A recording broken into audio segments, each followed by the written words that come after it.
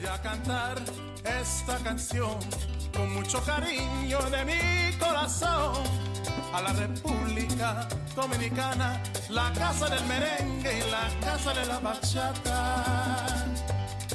Voy a cantar esta canción con mucho cariño de mi corazón a la República Dominicana, la casa del merengue y la casa de la bachata. La, la, la, la, la, la, la, la casa del merengue. La, la, la, la, la, la, la. Hello and welcome to episode 15 of the Dreamhills 2 Dreamhills podcast. Some local news. The Doolins bar that's in the corner at Via Park 3, that's now been it's now closed and it's been refurbished and can become called the Cozy Corner. I believe they are friends of the people that actually own CK1. So I hope that all goes well. No opening time, no opening date at the present, but that'll be as soon as they can and as soon as possible. So just keep an eye up there, and I hope they do well there. That'd be great for that to have a little bit more of a customer base there, because it does get a little bit quiet there. Anyway, also on to places to eat and drink as well. I had a little message from Mary Gresty, and she mentioned Waldemar's. That's near the local in Florida. She says it's a nice place to eat, a nice place to drink, and not too far away from where we are. Okay, on to some news here now. The holiday lettings. The Spanish tax office has tightened its grip on unregistered holiday accommodation rentals. All holiday letting websites such as Airbnb, Holiday Lettings, HomeAway, TripAdvisor must fill in the new Modelo 179 information form. The order regulating the new form is focused mainly on the websites, but it points out that all companies and individuals intermediating in any holiday letting activity must submit the required information. The form itself came into force on Thursday, May the 31st, although the websites and the intermediaries have been given until January 31st, 2019 to provide all the information concerning activity between January and December 2018. They're saying it's not a tax declaration form, but it gives a taxman access to detailed, accurate and updated information about all unregistered holiday lets managed by the websites. These include personal details of the property owners, the property itself, the property register, the catastral, the reference number, dates the property has been rented out, the prices paid, type of payment used, bank transfer, credit or debit card or others, and personal details of the tenants. According to the Ministry for the Treasury, from January, Form 179 must be submitted online every 3 months by the portals, the websites providing the holiday rental services, and not by the owners themselves. So basically what they're saying here is that if you have your rental put up on any of those mentioned websites, the websites themselves have to fill in that form and send it off to the Ministry for Treasury every 3 months. You don't. It's down to the rental portals, the rental websites that you're listed on. Also, they're saying that the government has not revealed how all this information will be used, or how the owners of the properties being rented out are to be approached. The order regulating the Form 179 reads that long-term rentals and registered holiday lets which are registered with the Regional Tourism Agency as legal accommodation are exempt from this obligation. So as I'm saying there, basically if you already registered and have your licence, you don't need to do this. It's only if you're registered on any of the websites, and also the websites themselves have to report it, not you. So just be aware of that now coming in from Thursday the 31st of May. There's been a couple of fires lately. Residents living at the edge of the La Mata Torrevieja Natural Park had to be evacuated on last Sunday, and that was because of fire spread quickly towards their homes. According to the Provincial Fire Brigade, 15 people were told to leave 5 houses while firefighters tried to stop the flames. 3 vehicles were sent from the Vega Sur fire station in Torrevieja, and they had the blaze control by about 1640 hours. The fire itself ended up damaging 1,500 square metres of scrubland, but did not reach the homes on the Cal Miguel de Unamuno and the Pablo Neruda. Also, another fire broke out in the palm tree plantation by the AP7 in Torrevieja on Saturday, just after 11 o'clock. It even spread from one side of the motorway to the other, but it was not necessary to close the road. 2 firefighting planes, forest brigades from TB and firefighters from Torrevieja extinguished the blaze by 2:30 in the afternoon. The cause is being investigated as there has been numerous fires in the palm plantations recently, most of them intentional. And it's quite dangerous to start these fires. We try not to. We try and be as careful as we can, but obviously these are intentional and not accidental. Onto the emergency centre that is supposed to be built in the Orihuela Costa. Well, the contract for that is not going to be put out to tender yet because of the regional government's legal services have been unable to draw up the documents since the end of December. What this is basically is an emergency centre to be able to cover the Orihuela Costa. There was also a petition that was delivered to the Playa Flamenca Town Hall on Tuesday by Nicola Fawcett. That is the British mother of the 8-year-old boy that was tragically died on April 4th when he was playing football. The ambulance, it took 40 minutes to reach the scene and no defibrillators were available nearby to help him.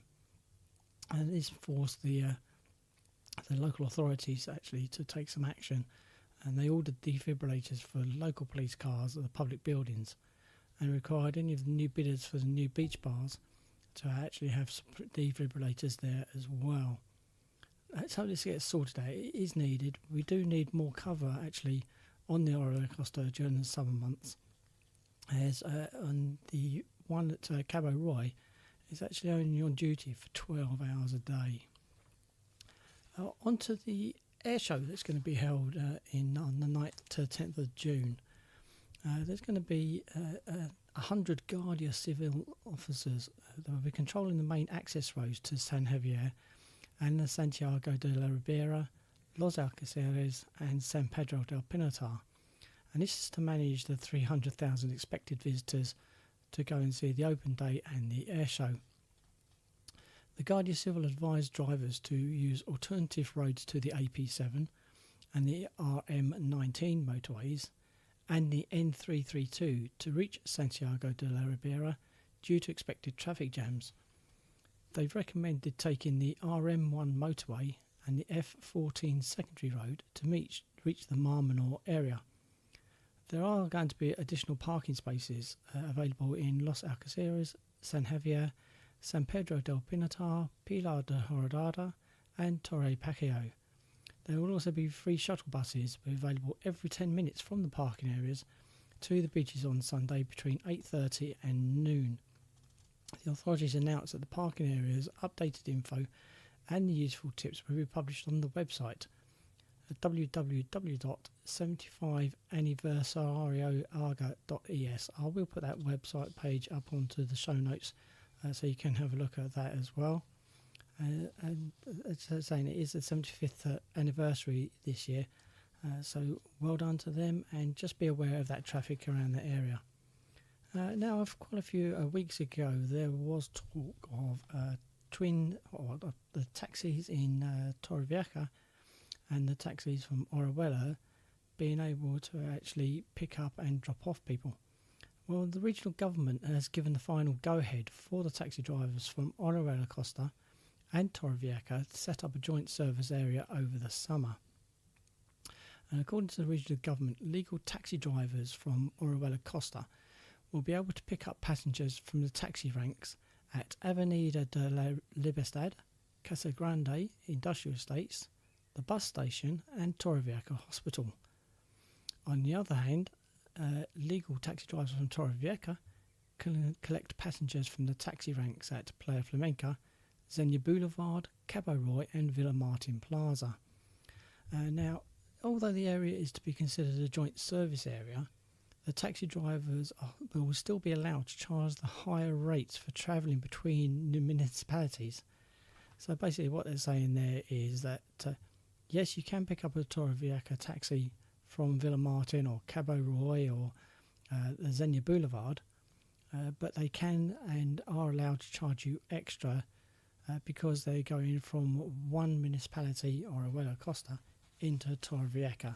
So just be aware of that anyway. Now, from the 1st of June until the mid-October, any bonfires and the use of any public barbecue areas near woodlands, they've been banned. Basically, it's just too dry, there's not enough water, and there's too much of risk of fires. So just be aware that in any woodland, that's public barbecues and bonfires will be banned, and if you are seen, that you will actually get fined and arrested for it, because it will be deemed illegal. The Spanish government may actually be on the brink of a vote of no confidence. There's a vote of no confidence was debated on Thursday in Parliament and is said to be voted on today. Now, even if that's not passed, it does look as though the government leader Mariano Rajoy, the PP party that he belongs to, basically, even if the no confidence vote doesn't get passed, it looks as though there'll be no support for anything that he wants to do in the future, which will mean that he will have to start thinking about maybe doing some elections for the Spanish government. As I said last week, now there will be no podcast for next week. That's because I'll be on a nice Eastern Mediterranean cruise with the wife for a nice relaxing break. But as I say, if there's any information that you want to send to me, any anniversaries, parties, anything like that at all, you're welcome to at Dreamhills podcast at btinternet.com. Just send anything to me and I'll mention that as well. Also at the Sarai Bar, the weather is now picking up by the looks of it, and so there will be some music and some food on maybe some other odd days, definitely Sundays at the moment, but it may well actually go into Tuesdays and other days as well. I'll try and get some more information from you if at all possible. As I said, thank you for listening. It is nice to have some people listening to these podcasts. It is appreciated, and as I said, if anybody actually wants to have their business or anything mentioned at the beginning of the podcast and at the end, with any sort of little details that they want to actually put into that announcement, they can do that as well. Same email address, dreamhillspodcast at btinternet.com. So thank you for listening, and I'll see you in 2 weeks' time. Thank you. Bye-bye. Voy a cantar esta canción con mucho cariño de mi corazón a la República Dominicana, la casa del merengue y la casa de la bachata. Voy a cantar esta canción con mucho cariño de mi corazón a la República Dominicana, la casa del merengue y la casa de la bachata. La casa del merengue.